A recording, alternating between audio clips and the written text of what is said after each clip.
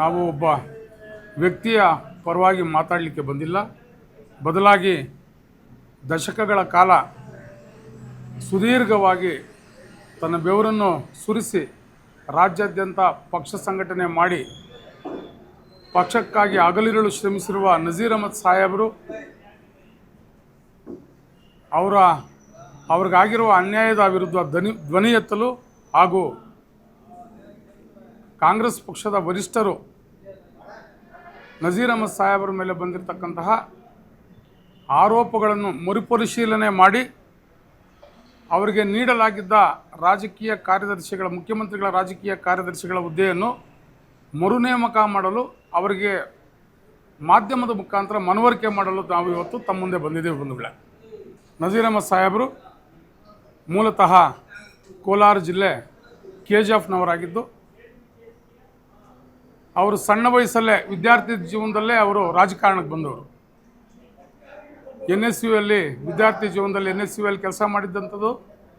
ನಂತರ ರಾಜ್ಯ KPCCಯ ಯುವ ಕಾಂಗ್ರೆಸ್ ಅಧ್ಯಕ್ಷರಾಗಿ ಕೆಲಸ ಮಾಡಿರ್ತಕ್ಕಂಥದ್ದು.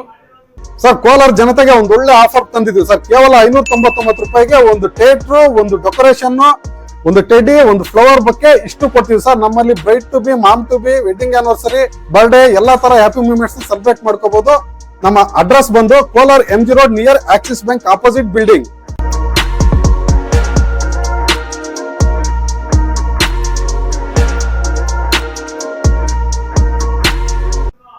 KPCCಯಲ್ಲಿ ಪ್ರಧಾನ ಹುದ್ದೆಗಳಾಗಿರ್ತಕ್ಕಂಥ ಕಾರ್ಯದರ್ಶಿ ಹುದ್ದೆಗಳನ್ನು ಕಾರ್ಯದರ್ಶಿಯಾಗಿ, ಪ್ರಧಾನ ಕಾರ್ಯದರ್ಶಿಯಾಗಿ, ಇನ್ನೂ ನಾನಾ ರೀತಿಯ ಉನ್ನತ ಹುದ್ದೆಗಳಲ್ಲಿ KPCCಯಲ್ಲಿ ಕೆಲಸ ಮಾಡಿರ್ತಕ್ಕಂಥ ಅನುಭವ ಅವ್ರಿಗಿದೆ. ಅದೇ ರೀತಿ ಪ್ರಥಮವಾಗಿ ಸಣ್ಣ ವಯಸ್ಸಲ್ಲಿ ಅವರು ಬಿನ್ನಿಮಿಲ್ ಕ್ಷೇತ್ರದಲ್ಲಿ ಶಾಸಕರಾಗಿ ಆಯ್ಕೆಯಾಗಿ ಸಚಿವರಾಗಿ ಕೆಲಸ ಮಾಡಿರ್ತಕ್ಕಂಥ ಅನುಭವ ಕೂಡ ಅವ್ರಿಗಿದೆ. ಅವರು ನಮ್ಮ ಕೋಲಾರ ಜಿಲ್ಲೆಯವರು. ಪ್ರತಿಯೊಂದು ಕೋಲಾರದಲ್ಲಿ ನಡೆಯುವಂತಹ ಯಾವುದೇ ಒಂದು ಅಹಿಂದ ವರ್ಗಗಳಿಗೆ ತೊಂದರೆಗಳು ಮತ್ತೊಂದು ಆದಾಗ ಮುಂಚೂಣಿಯಲ್ಲಿ ನಿಂತುಕೊಂಡು ನಮ್ಮ ಸಮುದಾಯಗಳನ್ನ ರಕ್ಷಣೆ ಮಾಡುವಂಥ ಕೆಲಸ ಮಾಡಿರೋದ್ರಲ್ಲಿ ಅವರು ಒಬ್ಬ ಪ್ರಮುಖರು ಅಂತ ನಾನು ಹೇಳೋದಕ್ಕೆ ಇಷ್ಟಪಡ್ತೀನಿ ಬಂಧುಗಳೇ. 2023ರ ಕೋಲಾರ ಕರ್ನಾಟಕ ಸಾರ್ವತ್ರಿಕ ವಿಧಾನಸಭಾ ಚುನಾವಣೆಯಲ್ಲಿ ಕೋಲಾರ ಲೋಕಸಭಾ ವ್ಯಾಪ್ತಿ ಅಂದರೆ ಕೋಲಾರ, ಚಿಕ್ಕಬಳ್ಳಾಪುರ ಕ್ಷೇತ್ರ ಜಿಲ್ಲೆಗಳಲ್ಲಿ ವಿಧಾನಸಭಾ ಕ್ಷೇತ್ರಗಳಲ್ಲಿ ಹಗಲಿರುಳು ಶ್ರಮಿಸಿದಂಥ ಕೀರ್ತಿ ನಜೀರ್ ಅಹಮದ್ ಸಾಹೇಬ್ರಿಗೆ ಸಲ್ತದೆ. ಅದೇ ರೀತಿ ಕೋಲಾರ ಮತ್ತು ಚಿಕ್ಕಬಳ್ಳಾಪುರ ವಿಧಾನಸಭಾ ಕ್ಷೇತ್ರಗಳಲ್ಲಿ ಅತಿ ಹೆಚ್ಚು 90% ಅಲ್ಪಸಂಖ್ಯಾತ ಮತದಾರರು ಕಾಂಗ್ರೆಸ್ ಪರವಾಗಿ ಮತ ನೀಡಿ ಕಾಂಗ್ರೆಸ್ ಅಭ್ಯರ್ಥಿಗಳ ಗೆಲುವಿಗೆ ಕಾರಣರಾಗಿರ್ತಕ್ಕಂಥದ್ದು ಕೇವಲ ಒಬ್ಬ ನಜೀರ್ ಅಹಮದ್ ಸಾಹೇಬ್ರೇ ಅಂತ ನಾನು ಮಾಧ್ಯಮದ ಮೂಲಕ ಹೇಳೋದಕ್ಕೆ ಇಷ್ಟಪಡ್ತೀನಿ ಬಂಧುಗಳೇ. ಪಕ್ಷದ ವರಿಷ್ಠರು ಸೂಚಿಸಿದಂತೆ 2023ರ ತೆಲಂಗಾಣ ವಿಧಾನಸಭಾ ಚುನಾವಣೆ ಸಂದರ್ಭದಲ್ಲಿ ಸುಮಾರು 8 ದಿನಗಳ ಕಾಲ ತೆಲಂಗಾಣ ರಾಜ್ಯದಲ್ಲೇ ಉಳ್ಕೊಂಡು ಅವರ ಹಿಂಬಾಲಕರಾಗಿರ್ತಕ್ಕಂಥ ಸಾಕಷ್ಟು ಜನ ಕರ್ನಾಟಕ ರಾಜ್ಯದಲ್ಲಿರ್ತಕ್ಕಂಥ ನಮ್ಮಂಥವ್ರನ್ನ ಕರೆಸ್ಕೊಂಡು ದಲಿತರ, ಅಲ್ಪಸಂಖ್ಯಾತರ, ಹಿಂದುಳಿದ ವರ್ಗದವರ ಕ್ಷೇತ್ರಗಳಲ್ಲಿ ನಮಗೆಲ್ಲ ಹೇಳಿ ಆಯಾ ಭಾಗದಲ್ಲಿ ನಿಮ್ಮ ಸಮುದಾಯನ ಕನ್ವಿನ್ಸ್ ಮಾಡಿ ಕಾಂಗ್ರೆಸ್ಗೆ ಮತ ನೀಡುವಂಥ ಕೆಲಸ ಮಾಡಬೇಕು ಅಂತ ನಮಗೆ ಡೈರೆಕ್ಷನ್ಸ್ ಮಾಡಿ 8 ದಿನಗಳ ಕಾಲ ತೆಲಂಗಾಣ ರಾಜ್ಯದಲ್ಲಿ ಹೈದರಾಬಾದು ಇನ್ನಿತರೆ ವಿಧಾನಸಭಾ ಕ್ಷೇತ್ರಗಳಲ್ಲಿ ಕೆಲಸ ಮಾಡೋದಕ್ಕೆ ತುದಿಗಾಲಲ್ಲಿ ನಿಂತ್ಕೊಂಡು ನಮ್ಮ ಕೈನಲ್ಲೆಲ್ಲ ಕೆಲಸಗಳು ಮಾಡಿಸಿ ಅಲ್ಲಿ ಕಾಂಗ್ರೆಸ್ ಬರೋದಕ್ಕೂ ನಜೀರ್ ಅಹಮದ್ ಸಾಹೇಬರ ಶ್ರಮ ಅದರಲ್ಲಿ ಇದೆ ಅಂತ ನಾನು ತಮ್ಮಲ್ಲಿ ಹೇಳೋದಕ್ಕೆ ಇಷ್ಟಪಡ್ತೀನಿ ಬಂಧುಗಳೇ. ಇಷ್ಟೆಲ್ಲ ಕಾಂಗ್ರೆಸ್ ವರಿಷ್ಠರು ಸೂಚಿಸಿರುವ ಕೆಲಸ ಮಾಡುವಂಥ ಒಬ್ಬ ಪ್ರಾಮಾಣಿಕ ನಜೀರ್ ಅಹಮದ್ ಸಾಹೇಬರು ಇತ್ತೀಚೆಗೆ ನಡೆದ ದಾವಣಗೆರೆ ವಿಧಾನಸಭಾ ಉಪಚುನಾವಣೆಯಲ್ಲಿ ಅಲ್ಲಿನ ಅಲ್ಪಸಂಖ್ಯಾತ ಮತದಾರರು ಅತಿ ಹೆಚ್ಚು ಇರೋದರಿಂದ ಆ ಸಮುದಾಯದವರು ಬಂದು ನಜೀರ್ ಅಹಮದ್ ಸಾಹೇಬ್ರನ್ನ, BZ ಜಮೀರ್ ಅಹಮದ್ ಸಾಹೇಬ್ರನ್ನ ಬಂದು ಒತ್ತಡ ಹೇರ್ತಾರೆ. ನಮ್ಮ ಸಮುದಾಯಕ್ಕೆ ನೀವು ಟಿಕೆಟ್ ಕೊಡಿಸ್ಬೇಕು, ಅತಿ ಹೆಚ್ಚು ಸಮುದಾಯದವ್ರು ನಾವಿದ್ದೀವಿಲ್ಲಿ, ಹಾಗಾಗಿ ನಮ್ಮ ಸಮುದಾಯಕ್ಕೆ ಟಿಕೆಟ್ ಕೊಡಬೇಕು ಅಂತ ಒತ್ತಡ ಹೇರ್ತಾರೆ. ಆ ಒತ್ತಡ ಹೇರಿದಂಥ ಸಂದರ್ಭದಲ್ಲಿ ವರಿಷ್ಠರಿಗೆ ಮನವರಿಕೆ ಮಾಡುವಂಥ ಕೆಲಸ ಆ ಅಲ್ಪಸಂಖ್ಯಾತ ಮುಖಂಡರಾಗಿರ್ತಕ್ಕಂಥ ನಜೀರ್ ಅಹಮದ್ ಅವರು, BZ ಜಮೀರ್ ಸಾಹೇಬರು ಇವರೆಲ್ಲರೂ ಮನವರಿಕೆ ಮಾಡ್ತಾರೆ. ಆದರೆ ಕಾಂಗ್ರೆಸ್ಸಲ್ಲಿ ಒಂದು ಪಾಲಿಸಿ ಇದೆ, ಯಾರು ವಿಧಾನಸಭೆ ಸದಸ್ಯರಾಗಲಿ ಯಾರಾದರೂ ಮೃತಪಟ್ಟರೆ ಅವರ ಕುಟುಂಬಕ್ಕೆ ಟಿಕೆಟ್ ನೀಡುವಂಥ ಒಂದು ಸಂಪ್ರದಾಯನ ಅವತ್ತಿಂದ ಅಳವಡಿಸ್ಕೊಂಡು ಕಾಂಗ್ರೆಸ್ ಬಂದಿದೆ. ಹಾಗಾಗಿ ಇದನ್ನು ಮನವರಿಕೆ ಮಾಡಿ ಅಲ್ಲಿ ಶಾಮನೂರು ಶಿವಶಂಕರಪ್ಪನವರ ಕುಟುಂಬದ ಕುಡಿ ಸಮರ್ಥ ಅವ್ರಿಗೆ ಟಿಕೆಟ್ ಕೊಡ್ತಾರೆ. ಆ ಕೊಡುವಂಥ ಸಂದರ್ಭದಲ್ಲಿ ಆ ಕ್ಷೇತ್ರದಲ್ಲಿರ್ತಕ್ಕಂಥ ಎಲ್ಲ ಅಲ್ಪಸಂಖ್ಯಾತ ಮುಖಂಡರು ನಜೀರ್ ಅಹಮದ್ ಸಾಹೇಬ್ರ ಮೇಲೆ ಕೋಪಗೊಳ್ತಾರೆ. ಕೋಪಗೊಂಡು ಇವ್ರು ಏನು ಹೇಳಿದ್ರು ಅವ್ರು ಕೇಳೋದಕ್ಕೆ ರೆಡಿ ಇರಲ್ಲ, ಆ ಮಟ್ಟಕ್ಕೆ ಹೋಗ್ತದೆ. ಆದರೆ ಪಕ್ಷದ ವರಿಷ್ಠರು, ಕಾಂಗ್ರೆಸ್ ಪಕ್ಷದ ವರಿಷ್ಠರು ನಜೀರ್ ಅಹಮದ್ ಸಾಹೇಬ್ರಿಗೆ ಹೇಳ್ತಾರೆ ಏನು ಅಂತಂದರೆ ಅವರಲ್ಲಿರ್ತಕ್ಕಂಥ ದುಗುಡುತನ, ಅವರಲ್ಲಿರ್ತಕ್ಕಂಥ ಗೊಂದಲನ ನಿವಾರಣೆ ಮಾಡಿ ಕಾಂಗ್ರೆಸ್ ಪಕ್ಷದ ಪರವಾಗಿ ಕೆಲಸ ಮಾಡೋದಕ್ಕೆ ನೀವು ಹೋಗಬೇಕು ಅಂತ ಇವ್ರಿಗೆ ಒತ್ತಡ ಇರ್ತಾರೆ. ಒಂದು ಕಡೆ ಸಮುದಾಯದ ಮುಖಂಡರ ಒತ್ತಡ, ಮತ್ತೊಂದು ಕಡೆ ಈ ಕಾಂಗ್ರೆಸ್ ಪಕ್ಷದ ವರಿಷ್ಠರ ಒತ್ತಡದಲ್ಲಿ ಗೊಂದಲಕ್ಕೀಡಾದ ನಜೀರ್ ಅಹಮದ್ ಸಾಹೇಬರು ಬಾಗಲಕೋಟೆ ವಿಧಾನಸಭೆ ಕ್ಷೇತ್ರದಲ್ಲಿ ಮುಖ ಮಾಡಿ ದಾವಣಗೆರೆ ಕಡೆ ಬರಲ್ಲ. ಇದರಿಂದ ವರಿಷ್ಠರಿಗೆ ಇದಾಗುತ್ತೆ. ಏನು ಅಂತಂದರೆ ನಾವು ಸೂಚನೆ ಮಾಡಿದ್ರು ಇವರು ದಾವಣಗೆರೆ ವಿಧಾನಸಭೆ ಕ್ಷೇತ್ರದಲ್ಲಿ ಕೆಲಸ ಮಾಡಿಲ್ಲ ಅನ್ನೋ ಒಂದು ಕಾರಣಕ್ಕೆ ಅವ್ರ ಮೇಲೆ ಆರೋಪಗಳನ್ನ ತೆಗೆದುಕೊಂಡು ಆ ಆರೋಪಗಳಿಗೆ ಅನುಗುಣವಾಗಿ ಅವ್ರನ್ನ ಗೌರವಾನ್ವಿತವಾಗಿ ನೀಡಿರ್ತಕ್ಕಂಥ ಹುದ್ದೆ, ಮುಖ್ಯಮಂತ್ರಿಗಳ ರಾಜಕೀಯ ಕಾರ್ಯದರ್ಶಿಗಳ ಹುದ್ದೆನ ಹಿಂಪಡೆಯುವಂಥ ಕೆಲಸ ಕಾಂಗ್ರೆಸ್ ಪಕ್ಷ ಮಾಡ್ತದೆ, ವರಿಷ್ಠರು ಮಾಡ್ತಾರೆ. ಇದನ್ನು ಮಾಡೋ ಬದಲು ನಜೀರ್ ಅಹಮದ್ ಸಾಹೇಬ್ರನ್ನ ಕರೆಸ್ಕೊಂಡು ವರಿಷ್ಠರು 4 ಗೋಡೆಗಳ ಮಧ್ಯೆ ಕೂತ್ಕೊಂಡು ಅವ್ರ ಕಡೆ ಸಮಜಾಯಿಷಿ ಕೇಳಿ ಇತ್ಯರ್ಥ ಮಾಡುವಂಥ ನಾನಾ ದಾರಿಗಳಿತ್ತು. ಏಕಾಏಕಿ ನಜೀರ್ ಅಹಮದ್ ಸಾಹೇಬರ ಗೌರವಾನ್ವಿತ ಹುದ್ದೆಯನ್ನು ವಾಪಸ್ ಪಡೆಯೋದ್ರ ಮೂಲಕ ಏನಾಗಿದೆ ಕಾಂಗ್ರೆಸ್ ಅವ್ರ ಪರಿಸ್ಥಿತಿ ಇವತ್ತು ಅಂತಂದರೆ, ವಿಪಕ್ಷಗಳ ಕೈಗೆ ದೊಣ್ಣೆ ಕೊಟ್ಟುಬಿಟ್ಟು ಕಾಂಗ್ರೆಸ್ನವರಾದ ನಾವು ನಮ್ಮ ತಲೆಗಳ ಮುಂದೆ ಇಟ್ಟಂಥ ಪರಿಸ್ಥಿತಿ ನಿರ್ಮಾಣ ಆಗಿದೆ.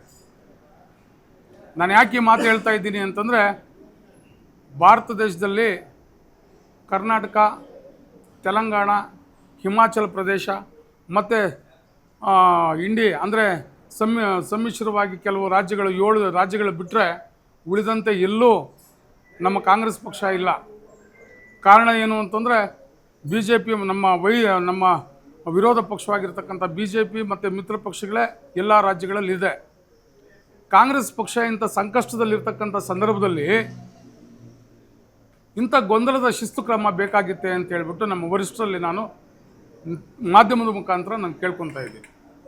ಯಾಕೆ ಅಂತಂದರೆ 2028ರಲ್ಲಿ ನಡೆಯುವಂಥ ಚುನಾವಣೆಗೆ ನಾವು ತಯಾರಾಗಿ 2028ರಲ್ಲಿ ನಾವು ರಾಜ್ಯದಲ್ಲಿ, ದೇಶದಲ್ಲಿ ಮತ್ತು ರಾಜ್ಯದಲ್ಲಿ ಸರ್ಕಾರ ತಗೊಂಬರುವಂಥ ಕಡೆ ಗಮನ ಕೊಡಬೇಕಾಗಿರ್ತಕ್ಕಂಥ ನಾವೇ ಸ್ವಯಂಕೃತವಾಗಿ ನಾವು ಪಕ್ಷದವರಿಂದಲೇ ಇವತ್ತು ಈ ಥರ ಏನು ಬೇರೆಯವರು ಅದು ವೈದ್ಯರು ಸೂಚಿಸಿರೋದು ಹಾಲು ಅನ್ನ, ವೈದ್ಯರು ಮತ್ತು ರೋಗಿ ಬಯಸಿದ್ದು ಹಾಲು ಅನ್ನೋ ರೀತಿಯಲ್ಲಿ ಈ ಶಿಸ್ತು ಕ್ರಮ ಬೇಕೇ ಅಂತ ಹೇಳ್ಬಿಟ್ಟು ನಮ್ಮ ವರಿಷ್ಠರಲ್ಲಿ ನಾನು ಕೇಳೋದಕ್ಕೆ ಇಷ್ಟಪಡ್ತೀನಿ. ಬಂಧುಗಳೇ, ಇದೇ ಥರ ಆಗ್ತಾ ಹೋದರೆ ಬೂತ್ ಮಟ್ಟದಲ್ಲಿ ನಮ್ಮಂಥ ಕಾರ್ಯಕರ್ತರು ಸಾಕಷ್ಟು ಜನ ಮುಂದಿನ ಚುನಾವಣೆಗಳಲ್ಲಿ ನಾವು ಪಕ್ಷ ಕಟ್ಟುವಂಥ ಕೆಲಸ ಕಷ್ಟಗಳಾಗುತ್ತೆ. ಇದನ್ನು ತಾವು ಅರ್ಥಕೊಂಡು ಈ ಕೂಡಲೇ ಈ ಗೊಂದಲ ಏನು ಸೃಷ್ಟಿಯಾಗಿದೆ ರಾಜ್ಯದಲ್ಲಿ, ನಜೀರ್ ಅಹಮದ್ ಸಾಹೇಬ್ರನ್ನು ತೆಗೆದುಬಿಟ್ಟಿದ್ದಾರೆ ಅಂತ ಆದಿ ಬೀದಿಯಲ್ಲಿ ಇವತ್ತು ಹೋರಾಟಗಳು ನಡೀತಾ ಇದೆ. ಅವರ ಅಭಿಮಾನಿಗಳು ಇವತ್ತು ಕಾಂಗ್ರೆಸ್ ಪಕ್ಷದ ವಿರುದ್ಧವಾಗಿ ಮಾತಾಡುವಂಥ ಪರಿಸ್ಥಿತಿ ನಿರ್ಮಾಣ ಆಗಿದೆ. ಈ ಗೊಂದಲಗಳಿಗೆಲ್ಲ ಆದಷ್ಟು ಬೇಗ ಒಂದು ಫುಲ್ ಸ್ಟಾಪ್ ಇಕ್ಕುವಂಥ ಕೆಲಸ ಮಾಡಬೇಕು. ಈ ಗೊಂದಲ ನಿವಾರಣೆ ಮಾಡಿ ಕಾಂಗ್ರೆಸ್ ಪಕ್ಷ ಕಟ್ಟುವಂಥ ಕೆಲಸ ಮಾಡಬೇಕು. ಆ ಕಟ್ಟುವಂಥದಕ್ಕೆ ಅನುವು ಮಾಡಿಕೊಡ್ಬೇಕು ಅಂತೇಳಿ ನಾನು ವರಿಷ್ಠರಲ್ಲಿ ಕೇಳ್ಕೊತಾ ಇದ್ದೀನಿ. ಅದೇ ರೀತಿ ನಜೀರ್ ಅಹಮದ್ ಸಾಹೇಬರು ಕೇವಲ ಒಂದು ಅಲ್ಪಸಂಖ್ಯಾತರ ಮುಖಂಡರಲ್ಲ. ನಜೀರ್ ಅಹಮದ್ ಸಾಹೇಬರು ದಲಿತರಿಗೆ, ಅಲ್ಪಸಂಖ್ಯಾತರಿಗೆ, ಹಿಂದುಳಿದ ವರ್ಗದವರ ಮುಖಂಡರು ಸಹ ಆಗಿದ್ದಾರೆ. ಅವರು ಇವತ್ತು ನಮ್ಮ ಯಾವುದೇ ಒಂದು ಸಮಸ್ಯೆಗಳಾದರೆ, ನಮ್ಮ ಕಾನೂನು ಅಭಿವೃದ್ಧಿ ಇರ್ಬೋದು, ಒಂದು ಮಸೀದಿ ಕಟ್ಟುವಂಥ ವಿಚಾರದಲ್ಲಿರ್ಬೋದು, ಒಂದು ಚರ್ಚ್ ಕಟ್ಟುವಂಥ ವಿಚಾರದಲ್ಲಿರ್ಬೋದು, ಒಂದು ದೇವಸ್ಥಾನ ಕಟ್ಟುವಂಥ ವಿಚಾರದಲ್ಲಿರ್ಬೋದು, ನಜೀರ್ ಅಹಮದ್ ಸಾಹೇಬರು ಮುಂದೆ ನಿಂತ್ಕೊಂಡು ಅವ್ರಿಗೆ ಬರ್ತಕ್ಕಂಥ ಅನುದಾನಗಳನ್ನು ಕೊಟ್ಟು ಮುಂದೆ ನಿಂತ್ಕೊಂಡು ಆ ಕೆಲಸಗಳು ಮಾಡಿರ್ತಕ್ಕಂಥ ನಿದರ್ಶನಗಳಿಗೆ ನಾವೇ ಸಾಕ್ಷಿಯಾಗಿದ್ದೀವಿ. ಸರ್ವಧರ್ಮವನ್ನು ಸಮಾನವಾಗಿ ಕಾಣುವಂಥ ನಜೀರ್ ಅಹಮದ್ ಅವ್ರ ಮನಸ್ಥಿತಿಗೆ ಇವತ್ತು ಹಿಂಗೆ ಆಗಬಾರ್ದಾಗಿತ್ತು. ಹಾಗಾಗಿ ನಾನು ಮಾಧ್ಯಮದ ಮುಖಾಂತರ ಹೇಳ್ಕೊಳ್ಳೋದೇನು ಅಂತಂದರೆ, ಕರ್ನಾಟಕ ರಾಜ್ಯದಲ್ಲಿ ಇವತ್ತಿನ ಪರಿಸ್ಥಿತಿ ಏನಾಗಿದೆ ಅಂತಂದರೆ, 136 ಸೀಟುಗಳು 2023 ವಿಧಾನಸಭೆ ಕ್ಷೇತ್ರಗಳಿಗೆ ಗೆಲ್ಲಬೇಕು ಅಂತಂದರೆ ದಲಿತರು, ಅಲ್ಪಸಂಖ್ಯಾತರು, ಹಿಂದುಳಿದ ವರ್ಗದವರು ಎಲ್ಲ ಕೇವಲ ಕಾಂಗ್ರೆಸ್ ಪರವಾಗಿ ಅತಿ ಹೆಚ್ಚು ಮತ ಹಾಕಿರ್ತಕ್ಕಂಥದ್ರಿಂದ ಇವತ್ತು ನಾವು ಸರ್ಕಾರ ರಚನೆ ಮಾಡೋಕ್ಕಾಗಿದೆ. ಇಂಥ ಸಂದರ್ಭದಲ್ಲಿ ಅಹಿಂದ ಸಮುದಾಯಗಳಲ್ಲಿ ಇವತ್ತು ನಜೀರ್ ಅಹಮದ್ ಸಾಹೇಬರಿಗೆ ಅವಮಾನ ಆಗೋ ರೀತಿಯಲ್ಲಿ ನಡ್ಕೊಂಡಿದ್ದಾರೆ ಅಂತ ಕೆಲವರು ಚರ್ಚೆ ಮಾಡೋದನ್ನ ಕಾಣ್ತಾ ಇದ್ರೆ ನಾವು ಎಲ್ಲಿ ಅಲ್ಪಸಂಖ್ಯಾತರು ಕಾಂಗ್ರೆಸ್ ಬಿಟ್ಟು ಹೋಗ್ತಾರೆ ಅನ್ನೋ ಆತಂಕ ನಮ್ಮಲ್ಲಿ ಕಾಡ್ತಾ ಇದೆ.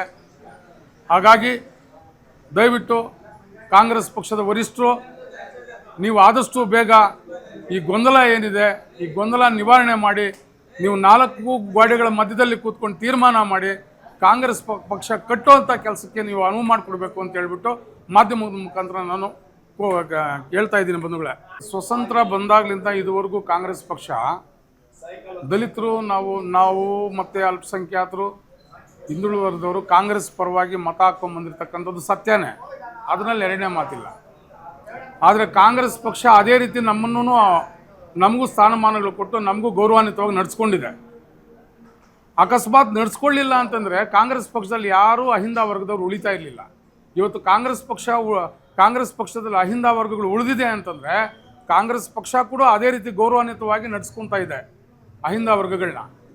ಇದೇನೂ ಆಗಬಾರ್ದಾಗಿತ್ತು. ನಜೀರ್ ಅಹಮದ್ ಸಾಹೇಬ್ರ ಮೇಲೆ ಬಂದಿರತಕ್ಕಂಥ ಆರೋಪಗಳು, ಒಂದು ಕಡೆ ಸಮುದಾಯನ ಕನ್ವಿನ್ಸ್ ಮಾಡೋದು, ಮತ್ತೊಂದು ಕಡೆ ವರಿಷ್ಠನ ಕನ್ವಿನ್ಸ್ ಮಾಡೋದ್ರಲ್ಲಿ ಆ ಗೊಂದಲಕ್ಕೀಡಾಗಿ ಆತನೋ ಏನೋ ಕೆಲವು ಪಾರ್ಟಿ ಪರವಾಗಿ ಕೆಲಸ ಮಾಡಬೇಕು ಅಂತಂದರೆ ಆ ಸಮುದಾಯನ ಓಲೈಸುವಂಥ ಸಂದರ್ಭದಲ್ಲಿ ಕೆಲವು ಮಾತುಗಳು ಹೇಳಬೇಕಾಗಿರ್ತದೆ. ಅಂಥದ್ದೇ ಸಾಕ್ಷ್ಯಾಧಾರಗಳು ಅಂತ ಹೇಳ್ಬಿಟ್ಟು ಕೆಲವರು ಎತ್ಕೊಂಡೋಗಿ ವರಿಷ್ಠರಿಗೆ ಕೊಟ್ಟುಬಿಟ್ಟು ವರಿಷ್ಠರ ಕಡೆಯಿಂದ ಈ ಥರ ಮಾಡುವಂಥದ್ದು ಇದೆಲ್ಲ ನಡೆದಿದೆ. ನಾವು ಯಾರ್ದು ತಪ್ಪು ಸರಿ ಅಂತ ಹೇಳೋದಕ್ಕೆ ಇಷ್ಟಪಡಲ್ಲ. ಕಾರಣ ಏನು ಅಂತಂದರೆ, ನಾವು ತಪ್ಪು ಸರಿ ಮಾತಾಡೋಕ್ಕೆ ಹೋದರೆ ನಮ್ಮ ಪಕ್ಷಕ್ಕೆ ತೊಂದರೆ ಆಗುತ್ತೆ. ಪಕ್ಷಕ್ಕೆ ತೊಂದರೆ ಆಗಬಾರ್ದು. ಪಕ್ಷ ಬಲಿಷ್ಠವಾಗಿ ಕಟ್ಟಬೇಕು. 2028ರಲ್ಲಿ ದೇಶ ನಮ್ಮ ಕಾಂಗ್ರೆಸ್ ಪಕ್ಷದಲ್ಲಿ ದೇಶಕ್ಕೆ ರಾಹುಲ್ ಗಾಂಧಿ ಅವರು ಪ್ರಧಾನಮಂತ್ರಿಗಳಾಗಬೇಕು. ಕರ್ನಾಟಕ ರಾಜ್ಯದಲ್ಲಿ ಕಾಂಗ್ರೆಸ್ ಪಕ್ಷ ಅಧಿಕಾರಕ್ಕೆ ಬರಬೇಕು ಅಂತಂದರೆ ನಮ್ಮಿಂದ ಗೊಂದಲ ಆಗಬಾರ್ದು ಹೊರತು ನಮ್ಮಿಂದ ಗೊಂದಲ ನಿವಾರಣೆ ಆಗಬೇಕು ಅಂತ ಹೇಳೋದಕ್ಕೆ ಇಷ್ಟಪಡ್ತೀನಿ ಬಂಧುಗಳೇ. ನಮ್ಗೆ ನಂಬಿಕೆ ಇದೆ ಆ ಥರ ಆಗಲ್ಲ. ಕಾರಣ ಏನು ಅಂತಂದರೆ, ಕಾಂಗ್ರೆಸ್ ಯಾವತ್ತು ದಲಿತರನ್ನ, ಅಲ್ಪಸಂಖ್ಯಾತರನ್ನ, ಹಿಂದುಳಿದ ವರ್ಗದವ್ರನ್ನ ಅಪ್ಕೊಂಡು ಹೋಗಿರ್ತಕ್ಕಂಥ ಇತಿಹಾಸ ಇದೆ ಹೊರತು ದೂರ ತಳ್ಳಿರ್ತಕ್ಕಂಥ ಇತಿಹಾಸನೇ ಇಲ್ಲ.